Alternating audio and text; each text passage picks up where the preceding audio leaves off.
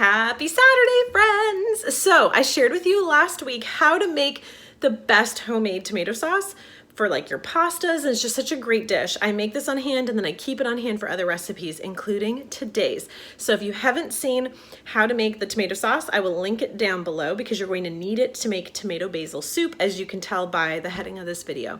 So we're gonna make tomato basil soup. I can't take credit for this recipe, although I'm just gonna share with you how I do it, how I make it. But it's included in our meal plan that I do with my girls, and you have access to so many meals and meal plans and recipes and things like that. But the girls that are part of my squad, I give them all of my tips and tricks and tools. So I figured I'd share with you guys this recipe.